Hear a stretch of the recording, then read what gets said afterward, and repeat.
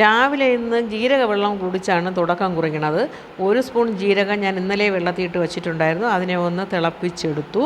അതൊന്ന് ചെറുതായിട്ട് തണുത്തതിന് ശേഷം നാരങ്ങ കൂടെ ഒഴിക്കണമായിരുന്നു. നാരങ്ങയില്ല, അതുകൊണ്ട് ഞാൻ വെറും ഈ ജീരക വെള്ളമാണ് കുടിച്ചത്. ഒരു തൈറോയിഡിൻ്റെ ഗുളികയായിട്ട് കഴിച്ചു.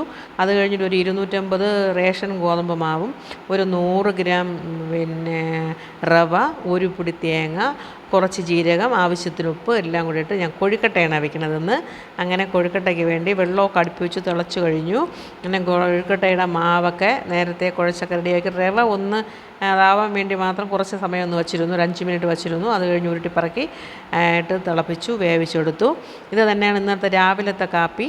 പിന്നെ വൈകുന്നേരം ഉച്ചക്കലത്തേക്ക് വേണ്ടി കുറച്ച് ചക്ക ഒന്ന് നന്നാക്കി എടുത്തു. ചക്ക അവിയലാണ് വയ്ക്കുന്നത്. ഇന്ന് ചോറൊന്നും വയ്ക്കണില്ല, ചോറ് കഴിക്കുന്ന പരിപാടിയെ നിർത്തി കഴിഞ്ഞു. അങ്ങനെ ചക്ക അവിയൽ, ഇന്നലത്തെ കുറച്ച് മീൻ, ഇന്നലത്തെ അല്ല മിനിഞ്ഞാന്നത്തെ കുറച്ച് മീൻ, അങ്ങനെ ചക്ക അവിയലിനൊക്കെ ഞാൻ അടുപ്പി വെച്ചു. അപ്പോൾ ഇന്ന് ചക്ക അവിയലും മീനും തന്നെയാണ് ഉച്ച ഊണിന്. രാവിലെ കൊഴുക്കട്ട, പിന്നെ വൈകുന്നേരവും ആ കൊഴുക്കട്ടയുടെ ബാക്കി. അപ്പം ഞാൻ വിചാരിച്ചു ബാക്കി ജോലികളെല്ലാം കഴിഞ്ഞ ശേഷം വീടൊക്കെ ഒന്ന് ക്ലീൻ ചെയ്യാം. ഈ കതവൊക്കെ തുടച്ചിട്ട് കുറേ ദിവസമായി. കതവ് തുടയ്ക്കുമ്പോൾ നമുക്ക് നല്ല പെട്ടെന്ന് ഇതെല്ലാം നല്ലവണ്ണം ഇളവാൻ നല്ലൊരു ടിപ്പുണ്ട് കേട്ടോ.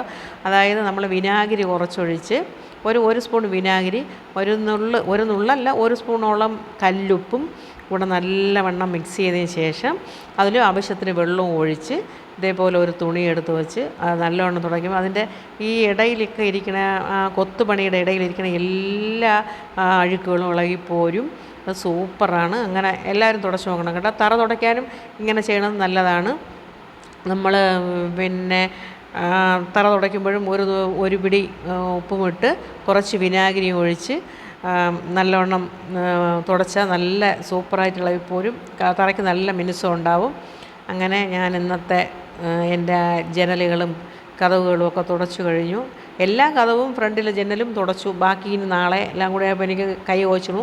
അതുകൊണ്ട് ഓരോ ഘട്ടം എപ്പോഴും ചെയ്യുമ്പോഴും കതവ് ഒരു ദിവസം തുടയ്ക്കും, ജനാല ഒരു ദിവസം തുടയ്ക്കും. അങ്ങനെ ഇന്നത്തെ ജനാലയും ഇന്നത്തെ കതവുകളെല്ലാം ലാസ്റ്റ് അടുക്കളയിലെ കതവാണ്. അതും കൂടി ഒതുക്കി കഴിഞ്ഞാൽ കതവിൻ്റെ പരിപാടി കഴിഞ്ഞു. അത് കഴിഞ്ഞിനി തുടയ്ക്കണം.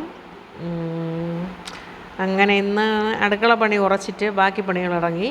അങ്ങനെ അവിടുത്തെ കാര്യങ്ങളൊക്കെ കഴിഞ്ഞ് പിന്നെ തുടയ്ക്കാൻ വേണ്ടി തുടങ്ങി. തുടയ്ക്കുന്നതിൽ ഞാൻ കുറച്ച് ഫിനോയിൽ ഒഴിച്ചിട്ടുണ്ടായിരുന്നു. എന്നിട്ട് അതിൽ കുറച്ച് ഉപ്പും കുറച്ച് വിനാഗിരിയും കൂടെ ഒഴിച്ചു. പക്ഷെ നല്ല അടിപൊളിയായിട്ട് അഴുക്കൊക്കെ ഇളവും. അത് നമ്മളിങ്ങനെ തുടയ്ക്കുമ്പോൾ മനസ്സിലാവും. നമ്മൾ ഈ ഒന്നരാടം തുടയ്ക്കുന്നതാണെങ്കിലും എവിടെയെങ്കിലുമൊക്കെ എന്തെങ്കിലുമൊക്കെ ഇരിക്കും കേട്ടോ. പക്ഷേ ഇതിട്ട് തുടയ്ക്കുമ്പോൾ നല്ല സൂപ്പറായിട്ട് എന്തൊക്കെ ഉണ്ടോ അതെല്ലാം ഇളകി പോരും കേട്ടോ. അത് കൊണ്ട് നിങ്ങളെല്ലാവരും ഒരു ദിവസം ഒന്ന് ട്രൈ ചെയ്ത് നോക്കണം. കുറച്ച് വിനാഗിരിയും കുറച്ച് കല്ലുപ്പും ആവശ്യത്തിന് വെള്ളവും ഒഴിച്ചിട്ട് ലൈസോളിൻ്റെ കൂടെ ലൈസോൾ നമ്മൾ കുറച്ചല്ലേ ഒഴിക്കുള്ളൂ. അതിൻ്റെ കൂടെ ഇത് രണ്ടും കൂടെ ചേർത്ത് വെള്ളവും ചേർത്ത് നമ്മൾ തുടയ്ക്കുമ്പോൾ നല്ല സൂപ്പറാണ്. നമ്മൾ പിന്നെ കുറേ സമയം ഇങ്ങനെ ചവിട്ടുമ്പോഴൊക്കെ എന്തോ ഒരു പ്രത്യേകത ഉള്ളതുപോലെ നല്ല ഒരു മണവും ഉണ്ട്. നമ്മൾ ഈ ഫിനോയിൽ മാത്രം ഒഴിച്ച് തുടയ്ക്കുമ്പോൾ ഉണ്ടാവുന്ന ഒരു സ്മെല്ലില്ല. ഇത് നല്ലൊരു മണമുണ്ട്. അതുകൊണ്ട് എല്ലാവരും തുടച്ച് നോക്കണം, ഇങ്ങനെ തുടയ്ക്കണം. അത് എറുമ്പ് ഈച്ചയൊന്നും വരില്ല കേട്ടോ. ഈച്ചയ്ക്കൊക്കെ ഒരുപാട് മാറ്റാണ്. അപ്പോൾ ഇങ്ങനെ ചെയ്ത് നോക്കണം നിങ്ങളെല്ലാവരും. അങ്ങനെ ഞാൻ ഇങ്ങനെ തുടച്ച് റെഡിയാക്കി വരെയാണ്. നിങ്ങളെല്ലാവരും കുറേ പ്രാവശ്യം കണ്ടിട്ടുണ്ടെന്ന് പറഞ്ഞ് എന്നെ കാണാതിരിക്കരുത്. ചാനൽ കാണണം, സപ്പോർട്ട് ചെയ്യണം, സബ്സ്ക്രൈബ് ചെയ്യണം, ലൈക്ക് ചെയ്യണം. പിന്നെ ഹരിതയ്ക്ക് സുഖമാണെന്ന് വിശ്വസിക്കുന്നു. കണ്ടല്ലോ, സമാധാനമായിട്ടിരിക്കുക. വീട് ഇടയ്ക്കിടയ്ക്ക് ഇതുപോലെ കണ്ടുകൊണ്ടിരിക്കുക. കുഞ്ഞമ്മയുടെ ലീലാവിലാസങ്ങളെല്ലാം ഹരിത കാണണമെന്ന് വിശ്വസിക്കുന്നു. പിന്നെ ഞാൻ ഇന്നത്തെ എൻ്റെ ഉച്ചയൂണ് കണ്ടല്ലോ, ഇതാണ് ഇന്നത്തെ എൻ്റെ ഉച്ചയൂണ്. Thank you.